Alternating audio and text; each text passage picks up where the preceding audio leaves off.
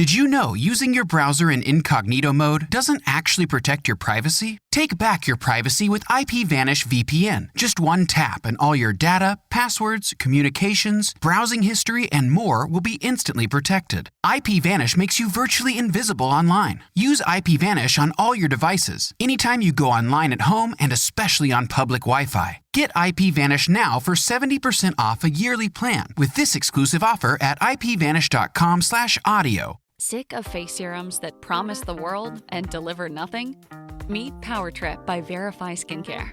Say goodbye to dullness, blackheads, and fine lines. This biotech-powered serum with lactic acid, fruit AHAs, and phytospherics doesn't just exfoliate. It hydrates, smooths, and visibly transforms your skin. Because when it comes to skincare, results speak louder than hype. Try Power Trip today. Visit us online at verifyskincare.com and enjoy free gifts with purchase. Verify Skincare. Clean, proven, and unapologetically effective. This is a Hat Trick podcast. Oh, lovely. Welcome to In the News This Week, the podcast from some of the team who've worked on Have I Got News For You? I'm Emerald Paston. I'm Mike Rayment. I'm Queenie Miller. And I'm Jack Harris. We'll be taking you through the big and not so big stories in the news this week when the TV show can't. Think of it like this. If the TV show is a Nobel Peace Prize nominee, then we're Donald Trump.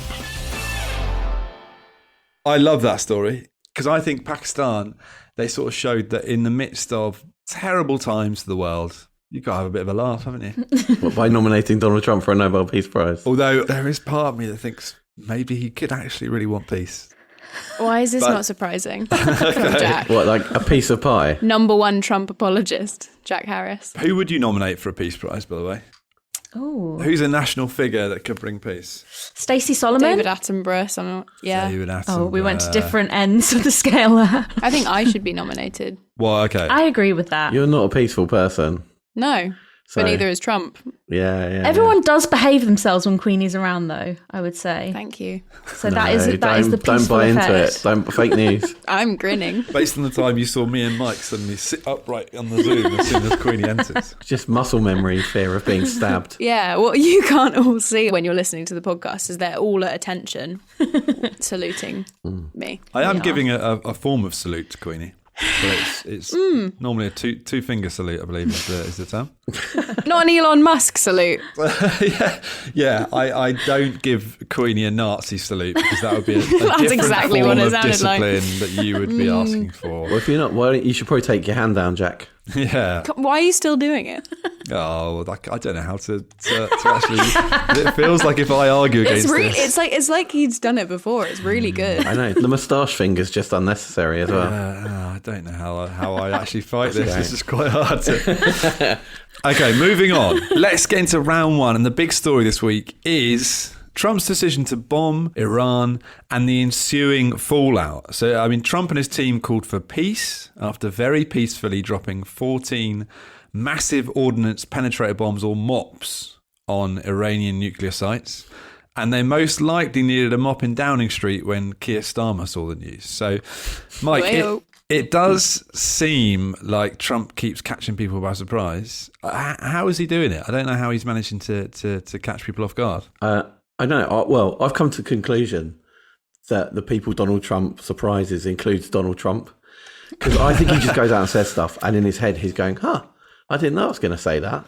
Like, I genuinely think his mind is basically like a Scrabble bag, and he's putting it together as he talks. Whether it's sharks, it's tornadoes, it's the weather. Serial killers. Yeah, Hannibal Lecter. It's literally whatever anyone has said to him. Like, it must be so much fun to say something to him just before he goes out and goes, squirrels give you AIDS, and that's it. He's gone. He's away.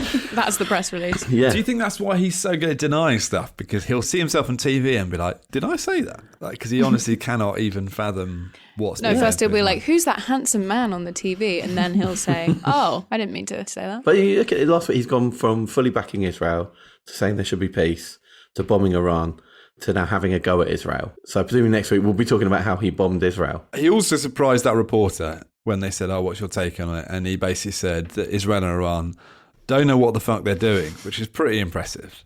But also the fact that he said he was not happy with Iran, but he's really unhappy with Israel.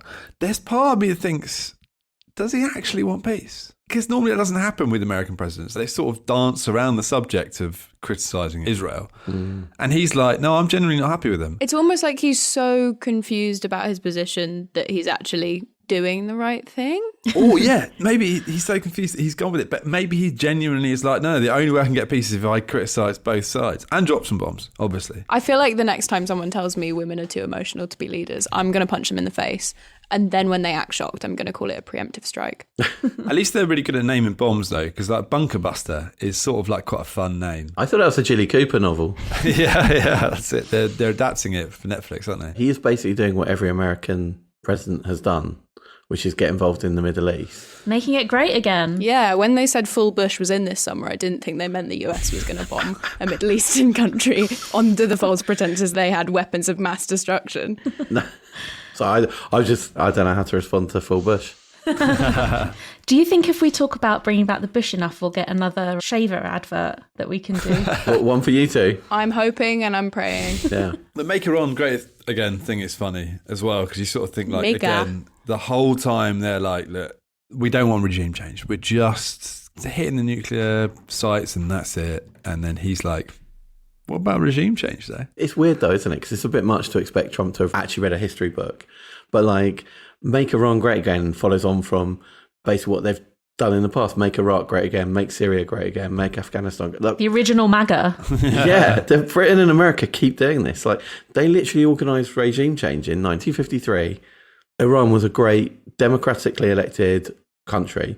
They had a democratically elected leader. Britain and America got rid of them so they could put in a pro-Western government, which were horrendous and tortured people and were corrupt. And that's how we've ended up with what we are. So him saying, we'll make Iran great again. It's like, maybe just like sit this one out. We talk about people being surprised, but if people would listen to the episode last week, they wouldn't have been that surprised by the bombs. And Mike, you put people onto this. What came into play again this week? It's the pizzas.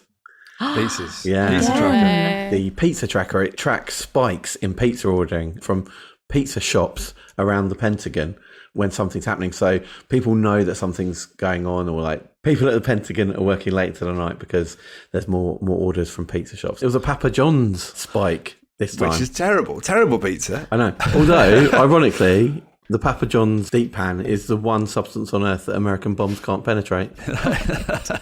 Does the pizza joint change depending on what sort of vibe they're going with? So Sorry, is it a different... Did you say pizza joint? Have you just been flown in from Arkansas? I've become a transatlantic DJ. Sorry, Emma, but you were saying, does the pizza, let's call it a pizza palace? You can't even think of the word for it. You're trying not to say joint. I couldn't think of it. It's just going, joint. It's not a shop though, is it? What is the word? It's a pizza shop. Pizza shop. Pizza shop. That is it. That's what it is. Pizza shop, is it? No, it is. That's what you call it. It's English. It's a shop. You don't go shopping for pizza. It's Maybe a pizza you don't, restaurant. mate, but, it's a restaurant. mate, fast food outlet. I know what pizza I'm about. outlet. Pizza outlet. No. Did you see, again, with the Make Iran Great Again, I don't know if you saw there was a map of Americans trying to guess where Iran was on a map of the world. Quite a few Australias. There was only like 3 in the UK. The fact that there's any in the UK, sorry. One of them was in, I think it was like sort of like Cornwall area, but then one was like right on the tip of Norfolk, which I just love. The idea that Cromer is where they think this kind of supreme leader, this country they should be against, all these Norfolk old biddies walking around, It'd be quite a fun challenge to give Trump that and say, where do you think Iran is? He'd be going Norfolk, 100%. But then he'd double down on it and they'd have to bomb Norfolk. Yeah, no, it is Iran. Yeah. I'm telling you, it is Iran. The Prime Minister, obviously, Keir Starmer, he's long tried to position himself as Europe's chief Trump whisperer. How is that going for him, Emerald, in terms of like what's happened this week? It's not going well for him, and it's not going well for the rest of the G7 or NATO, which is convening this week in The Hague. It's really fitting that they're all in The Hague. Yeah. Pop down to the War Crimes Court. Get a feel for it before they're there a bit later on. Well, they have to take the stand. So yeah, last week Starmer did his special Trump mind reading, and he told journalists that there is nothing the president said that suggests he's about to get involved in this conflict. And then a couple of days later, Trump's involved with it. The UK was apparently only notified just a bit before that happened. And I would basically compare this world leader situation to, when Like, if you go out with friends, you're out for a nice dinner, but then there's like one really loud friend that's trying to get you to go out clubbing afterwards, and no one really wants to, but you can't say no because it'll make you look uncool, or you won't look like you're like a good friend to this person. So then you all end up going out clubbing, and it's a terrible time for everyone, and everyone hates it. I don't know who that person is. That means it's you, Jack. Yeah, that's what I'm trying to get to. I'm the cool guy. That's it. No. That NATO summit, they were saying it's going to cost €1 million per minute in terms of security. And you think, like, can I just do it on Zoom? It's funny how they've dumbed it down for Trump, though. I was reading about that. So the last time out, the NATO meeting was 7.5 hours. And they released like a 5-page document of thick, dense text. And now, to keep Trump on board, they've got one thing on the agenda, which is European countries paying more money to defence, which is the whole thing Trump wants. The whole thing's going to be 2 hours, and they're going to release one paragraph, which basically goes, America's great. We love Trump. Thanks so much for coming. We're going to put more money into defence. Now, please don't let Russia bomb us. Yeah. Thick, dense text for a thick, dense man. Did you see as well? Like the Starmer said, yeah, we're gonna bring it up to 5%. So like some of that, like I think 1.5% of it can be like infrastructure and cyber security. But he's like, yeah, by 2027, 4.1% of our GDP is going to be on defence. And you can imagine Rachel Reeves is like, she's having kittens because she's thinking, oh, right, okay, great, another thing. But like, I think if we're talking about Starmer as well, and sort of Starmer having to sort of slightly pretend he knows what's going on the international side, but I don't think he really wants to be at home either, because it's not exactly unicorns and rainbows for him. He's sort of shitting his pants this week. I think he's having a bit of a tough week because Labour MPs, they've really kicked off about this welfare cut, and it looks like he's getting a massive rebellion, probably the biggest one he's had since he became PM. Queenie, how do you think Sir Keir deals with a rebellion? Probably like lies down and lets it wash over him like a stampede. I don't know about this and him surviving this, but it is a huge rebellion. I think at the time of recording, more than 119 of his own MPs signed an amendment that could effectively kill the proposed legislation that he's been banging on about for fucking ages, about cutting PIP basically for disabled people. And it's sort of an eggy thing because it's about defining what disability means and who's eligible for certain amounts of spending. But loads of Labour MPs initially indicated that they'd back the proposals in principle, but the support kind of ebbed away over recent months because of the warnings of how much the cuts would impact the most vulnerable. Yeah. Also, these aren't the so-called like proper rebels, which are like, you know, the Corbyns, the independents who have gone specifically outside of Labour, who have been against it the whole time. These are just like the normies who are like, oh no, this is a big swathe of people changing their minds. It is a week of surprise, right? Because they really didn't expect it. And apparently some people have held back to then put their names on to give it more momentum, which all that sort of tactics. And what they're saying is that basically loads of the other Labour MPs who didn't have their names on it were like, oh, I don't want to miss out. And literally because of FOMO, they added their names to it, which is like going to add to it, which we think about politicians being kind of like a level above, but they actually are scorpions, aren't they? And then, well, you hope they are. And then they're like, oh yeah, I'll stick my name on it. Everyone else is doing it. Yeah. But I mean, talking of sort of fractious political parties or politicians acting like teenagers, it's been a big week for reform, hasn't it? I don't know. I don't follow their news. Oh man, big week for Nigel Farage because he had to actually come up with a policy, which is a bit of a fucking shock for him. First time for everything. How did he do with it? What do we think? This is his Robin Hood tax. They're calling it a Robin Hood tax because I think, much like Robin Hood, it's completely fictitious. It has no bearing on real life, and it's about as convincing as Christian Slater's English accent. So to sum up, the idea is millionaires will pay a one-off fee of £250,000, and that gives them a decade of non-dom tax loops through something called a Britannia card, which sounds like the sort of thing you keep in your glove box in case your car breaks down. It all sounds like the sort of thing at Harvester you'd get a free piece of meat, I think. You get a free piece of meat of the meat that you look the most like. Oh, I'd love that. What do you think you'd have? I think I'd always have to be ham. I'd always have to be ham. Honey glazed ham for this bad boy. I think you could be a Frankfurter. Oh, thanks. Wow. Jack's ginger, everyone.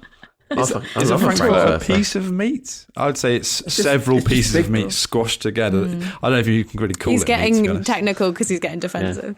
That's how I think of you. Thanks, man. It's lots of meat squashed together. Bits of that's horse lovely. hoof That's lovely. and penis shoved into a small cylindrical Yeah, loads shape. of bollocks. Yeah, thanks, mate. They're going to have this Britannia card, and then the £250,000 that millionaires have paid will then be all added up and divided amongst the lowest paid workers in the country. And economists have said that works out. So everyone would get like this sort of windfall at the end of the year of £600 a year per person, which I think, to use a proper economic term, is a total con.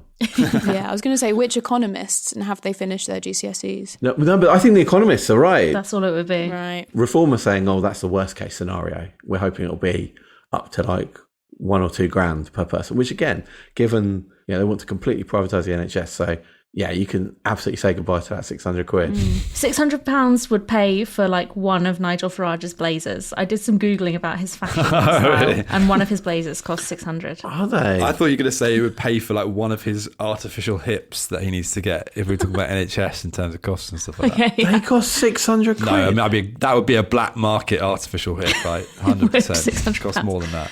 I meant the blazers. I meant the blazers. No, sorry, I didn't get past the blazer. The blue and white striped linen blazer that he wears to some parties is like 560, 70. No. I genuinely thought it was like 40 quid from M&S, like Blue Harbour range. Yeah.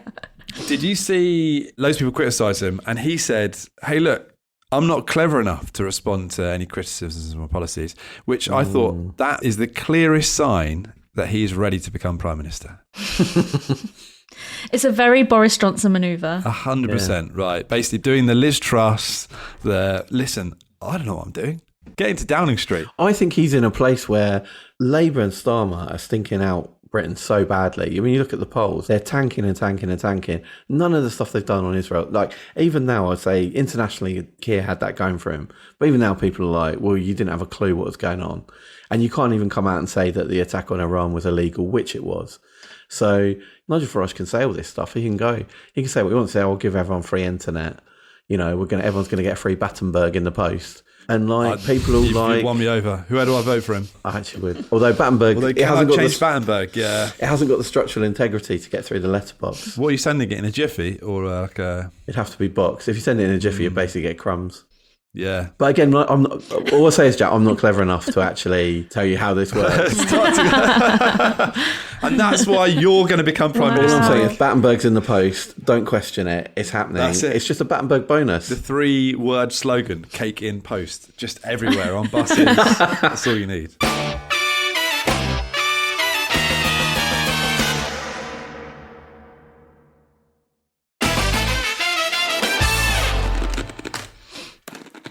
Sorry. Oh, Jack. Unbelievable. Why fun. are you eating every Jack. Took a time? mouthful of crunchy snacks. You've waited right till the end of the adverts and gone, do you know what? No, now's the time to have the crisp. Sorry. If it was Battenberg, you'd be fine because there'd be no crunch. Sorry. Welcome back to In the News This Week. It's round 2 now, where you've each bought a news item from the past week that you think would be perfect for round 2 of the show. So, Mike, you're up first. What have you got for us this week? So, as we all know, I think from keeping an eye on the news, in terms of space at the moment, you've got a lot of countries working towards different goals.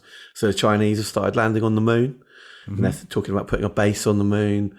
Elon Musk is focused on how to take Americans to Mars, and NASA is trying to work that out. So what do you think the British Space Agency is focused on at the moment? Any ideas? Probably whether Starmer's a Pisces or an Aquarius.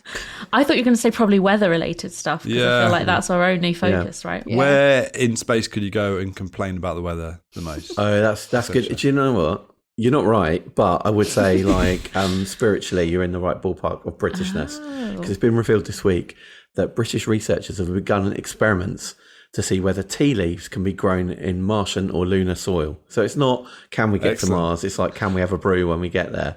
Yeah. Wow. Stick the kettle on. Because we spent all the time working this out, we haven't worked out how to plug in a kettle on the International Space Station. So, Yeah. so you have to boil a pan of water. Are they doing like animal trials like they did with the lunar landings? What, of with the dogs? PG Tips monkey? That's who's leading it. Yeah, it's been revealed this week they've started this experiment. They've had to recreate the harsh conditions of space by using lifeless soil in a sterile, barren environment. Okay, so they could have just gone to Swindon. Swanage. So I love we all had a go to. Mine was Luton. Of course it was. The interesting about the story is it also reveals that several countries around the world are doing similar experiments. Right. So, but with things they culturally identify with. Do you know what the Japanese are doing? Any ideas? Sushi? Oh, yeah, that'd be a lot of elements. Rice? It's cherry blossom trees. Oh, That's useless. that's really useless. At least the moon will look nice as people starve to death. Hungry? Talking about starving to death. What's Hungary do? I thought you asked if we were hungry. Well, we know Jack's not. Jackson's stuffing his face. Borscht? Is it borscht? Is it? How can you grow borscht? Does borscht grow in Spain? But have you never seen a borscht tree? Jack Harris, science teacher. No, but the ingredients for borscht, obs. What's the key ingredient of borscht? Do we know? Beetroot. Turnips. Paprika. Is it? Oh, really? No, that's the other one. What's the stew they have? The Hungarian stew. We all know. Goulash. Oh, right. Goulash. Are we all getting slightly dumber as round two goes on? Yeah. And finally, Germany. Sausage trees. Nazis. Hops. Beer hops. Hops. Thank you, Emerald, for taking this mini quiz seriously. I was taking it seriously. It's their number one export. No, it sort of makes no sense. They were putting worms in soil to see if they could improve the nutrients in the soil. Practical Germans. Boring. Okay. Do we know what the results of the study are into tea in space? I feel like it's probably not going well. We don't know. They've only just planted Oh. it, so we won't know till September. So the pod will still be in there. So it'll be a nice, exciting end of series finale. Just letting it brew for a bit. Well, one of the things about why they're testing it, not only to see if it can grow, but they're worried there's a lot of toxic elements in Martian soil. So they want to see if that's absorbed into the tea. So What a way to finish your experiment. I know. Poison tea. We killed the PG Tips monkey. That monkey's dead. Imagine that was the ending of Yeah. the PG Tips monkey. It's sipping on a mug of poisoned space tea. keep it light. Great, thanks, Mike. That's a really good story. Queenie, what about you? What have you got this week? Hikers walking the 3,800 kilometre Appalachian Trail in one trip stop off at a general store and eat half a gallon of ice cream in one sitting. Is this all hikers or just... No, it's specific hikers. Oh, in this okay, Appalachian sorry. Trail. I was like- It's like a sort of recreational fun time thing. So it's like a triathlon, but they've taken out one of the fitness elements and put in ice cream eating. Bingo. To be honest, that'd be the Mike Rayment way of exercising. One recent hiker to take on the challenge called it pure misery, adding, "I don't think anyone should be doing this." The fastest to finish the half-gallon challenge was a hiker named Squirt, who ate it in 3 minutes and 37 seconds. Of course he did. We all know what squirt looks like. Yeah. I feel like they're guaranteeing like a Paula Radcliffe moment on that hiking trail. What with that? All that ice cream. At what point do you eat the ice cream? Because I'm assuming if you wouldn't put it at the start, because then you'd have maybe 90% of the participants would drop out after the first part. So it feels like you've got to do a little bit of the walk at least. Probably at the top of a mountain. They stop off halfway and eat it from the general store. Oh, so they're not carrying the ice cream with them. They're getting it from No. the store. Ah, okay. Cool. How much ice cream are we talking? Half a gallon. 1.8 litres of ice cream mid-hike. Can I just see how much a Solero is from my freezer? This is a lovely experiment. I would say Solero is a sorbet, not an ice cream. So You sound like Keir Starmer, Emerald. Okay, one Solero is like 500 millilitres. So that's like you're eating 4 Soleros. That's quite a lot. Absolutely smash that. that's not Yeah, but that much. you're not going to want to walk afterwards. Yeah, that's true. Maybe I'm not. One of my favourite details about this story, which I think we'd pick up on the show, is that all of the hikers have trail names. So they don't go by their actual names, they go by nicknames. I mean, a few highlights are Chicken Louise, Seagull, Chicken Louise, okay. Not Lazy. I think those nicknames are just people who are supposed to be on diets and they don't want their partners to find out. Yeah, they're like, honey, I'm going on a hike. Yeah. See you later. It's not the one where you eat a gallon of ice cream. I've definitely packed that salad you made me. I do have a little game for you. So can you guess, are these ice cream hikers or operations carried out by the CIA in Iraq? Oh, Okay. So I'm calling it Oh, lemon and lime or war crime. Nice. So the first one is petroglyph. CIA. It sounds pretty war-y. Yeah, I'm going CIA. That is the name of a guy called Zeke Meddock, who is a prolific ice cream hiker. He was in the army. Oh my God. Prolific. He is infamous for his ice cream hiking. God. Okay. And Next. he also committed atrocities in Iraq. Just Yes. coincidentally. Yeah. He's got all the ice cream to make him forget. God. Okay, Speedy. Oh, I think you're trying to throw us off. I think you're double bluffing us here. I think Speedy is the name of our operation. I was going Same, to go ice cream hiker. Mike, you're correct. You've double bluffed us. Emerald, we were trying to be too clever. Yeah. Speedy is the name of Stefan Behrens. He's 49, a psychiatric nurse from Nuremberg, which is also quite fitting. I haven't contrived these names, Wait, but anyway. He's gone all the way from Nuremberg to take part in the ice cream hike. Yeah. Wow. And then the last one is Soda Mountain. Oh, God, now I don't know what to think. know I feel what's like what. this is a CIA psyop that we're going through right now with Queenie. I think it's got to be CIA, Yeah, I'm going to CIA. I say CIA. Yeah, this is a counterinsurgency mission in 2003 to increase reconnaissance in parts of Iraq. To increase the number of vending machines. How many ice cream trucks have they got? Enjoyed that. I was just thinking about ice cream now. I've got Solera, I really want to eat Solera, but I'm not going to do it. Thanks, Queenie. Emerald, Thanks. what is your story this week? So I feel like we've talked about some quite British areas. Mike's done tea. Queenie, you've done ice cream. My topic this week is the weather, which also fits in with our great. British theme. Yeah. So this is the story that for the upcoming season, the Met Office has invited the public to submit their suggestions for storm names. Oh, also, I always wanted to do this. Right? I didn't know how they came up with them. Well, this is the first time they're opening it up to the public, and they know that this is a public that voted for the name Boaty McBoatface for a ship. So, Oh my God. a slight error here. Yeah, Have they done Stormy McStormface? you could suggest it. The Met Office suggests that you name the storm after a loved one. Oh, why would A you want loved that? one that you want to piss off. It's going to be your nemesis, isn't it? Basically. Exactly. I hope someone suggested Kevin McLeod. That'd be a good one. That's really good. Funny you mention it, Mike, because they give the storms names every year and they name them from A to Z, I think. Even if storms don't happen past, let's say, the letter K, they've still got those names there. And Storm Kevin was one that never made it. Oh, So, yeah. like most Kevins. They don't give them surnames though, do they? So I think you can get away with it. And like, if you've got a friend called Barbara and they've Storm Barbara, just text your friend and said, I'll name this after you. Right. And they'll be like, please never speak to me ever again. You can How did you get this number? Hey, I thought we were going to have a great third date. Come on, I named a storm after you. Was it too soon? Should I wait for the fifth date? Would work on me, to be honest. But I thought, based on this news, I would create a very easy game for you to play. Nice. It's called Name That Typhoon. It's a terrible title. I apologise. But basically, I'm going to describe some hypothetical storms to you. They might sound like a few figures that we already know, but I would like you to decide what name you'd give it based on that description. Nice. Okay, storm number 1. This storm is incredibly and perhaps deliberately hard to forecast. It's currently getting into squalls all over the world, and it causes outbursts of orange rain. What would you name that storm? Oh, you're really leading us down the garden path there, aren't you? I told you it was Storm easy. Tango. Storm Millay. Storm Golden Shower. I would probably suggest the name Storm Donald for that one. That's what I was angling for Yeah, there. that would be the sensible thing, yeah. Okay, second storm. So this storm has almost no effect on the atmosphere, causing a light drizzle across the UK and a whiny wind. It's currently desperately trying to generate high pressure across the US, but it has been causing some damage in the UK, taking over from where Storm Rachel left off a couple of weeks ago.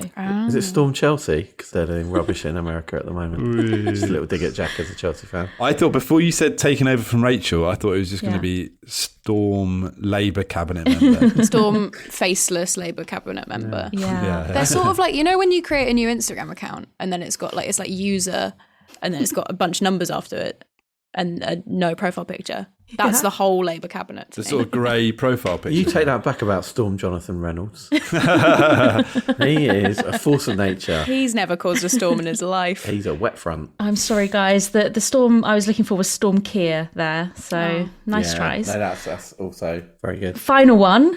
This storm caused heavy damage to banks in London before its force fell very rapidly after 49 days. It caused very little damage to crops, but it's now travelled across to the US, becoming completely cyclonic. Is it Storm greatest Prime Minister we've ever had? It's the love of my life. Storm Liz. Storm Liz. Well done, Queenie. Storm Temporary. Storm temporary. Only lasted 42 minutes. It's quite long in Storm lifetime. She'd be happy with that. We found the one contingent in which Liz trusted well. Yeah. As a storm. Finally, it's time for round 3, the missing words round. I'm going to read out some headlines from the past week, and you just need to fill in the missing words. So, first up, Chinese hotel told what must stop? Peking Toms. That was really good. Nice. I'll give it to you. Chinese hotel told Red Panda wake-up service must stop. So this is a hotel in China that basically people get woken up by red pandas that come and climb onto their beds. And someone called the fun police. Well, you put like a thing on your door and you say, Red Panda, wake up, please. Yeah, it's like a service. And then suddenly these red pandas come in, which, right, by all intents and purposes, looks very cute. They're incredibly cute, but they are a nationally protected wild Oh my species. God. Oh, I thought you were going to say, like koalas have HIV. I thought you were going to say that they're like giving people They diseases. don't have HIV, they have chlamydia. That one. That again, you're coming up with a Trumpism, just coming out straight up. That's it. Yeah, Breaking news. That's the sort of thing you'd say to him before he goes out. Koalas have HIV. But yeah, the hotel, as like a rebuttal, were like, actually, these pandas are borrowed from a zoo and they've been vaccinated, and young children are always accompanied by an adult. And you're like, that's not what people say. None of those things Like, mitigate the they shouldn't do it. situation. No. Red Panda wake-up service sounds like a sleeper cell. Do you know what I mean? It sounds like... Red Panda wake up service, active. Okay. Yeah, exactly. Launch attack on Washington. Next up, young people will spend 25 years what? Waiting to drink space tea? Thinking that communism is a good idea before reality is knocked into them. The answer is young people will spend 25 years on their phone. There's a study that showed the average is like 5.5 hours on the phone each day, which is your screen time thing. Wow. And when you total up, I think that's a scam. it's 25 years. What, the screen time? Yeah, I think that it counts when it's active, but you're not looking at it. I think that That's someone who's got a very high screen I'm time. really, I was gonna say, really, Queenie, I'm this is really telling a lot about you, mate. backpedaling. For someone who's so bad at replying to text messages, that's a damning indictment of all our friendships. But I don't think I've ever replied to a text message within the same sort of month that it was sent to me. We posted this missing word round on our social media channels, and congratulations to Matt Lloyd Poet on Instagram, who made us laugh with their response when they said, study finds young people will spend 25 years regretting the last 25 years. Follow Have I Got News For You on Instagram and Twitter so you can enter our missing word round when we post another one next Tuesday. And finally, late Queen carried what? Ex-aid reveals. A watch that was behind. Nice. Late. A cavalcade of exceedingly disappointing prime ministers. Weapons of mass destruction. Massive vibrator. Would you say that the large vibrator, Mike, that you talked about would be considered a weapon of mass destruction because the entire British public's brain would just be imploded by the idea that the Queen is doing anything sexy in any way? I mean, she has 4 kids. Yeah, and she's had sex 4 times in my brain. She shouldn't have had sex any time in your brain. Yeah. 4 Listen. times quite a lot. Do you think about it a lot? Oh, I really stitched myself up there. Anyway, the late Queen carried cash for bets at the races, Ex-aid reveals. No way. Because she's a real English woman. I think that's why. But she used to give cash to an equerry who would place bets on her behalf. Am I saying that right? I genuinely would love that job. I'd love to be someone's just betting stooge. Well, Mike used to work in a betting shop. Yeah, He's got proper creds. I never put in any royal bets though. Well, you wouldn't know. You wouldn't know. No, yeah, that's true. That's true. Yeah, just this guy in like a footman's outfit Top and comes tails. into like a betting shop in Watford. One would like a bet on Royal Boy. Is it what? It's Borat. It's Borat coming to give what? One That was a posh. No, one would like a bet. One would like a bet. My way. Thank you for listening to In the News this week. If you've enjoyed this episode, please give us a 5-star rating on Apple Podcasts or Spotify. For updates on the show, make sure you're following Have I Got News For You on Instagram, TikTok and Twitter. You can also get in touch with us by emailing podcasts@hattrick.com. That's hattrick with 2 T's. Make sure you followed or subscribed to the podcast wherever you're listening to it now, and we'll see you here for next week's episode. Bye. Bye. Bye. Bye. Mike's just so tired from this week of news. That's In the News this week is presented by Jack Harris, Queenie Miller, Emerald Paston and Mike Rayment. The producer is Diggory Waite. The executive producer is Claire Broughton. And the music is by Big George. In the News this week is a Hat Trick podcast.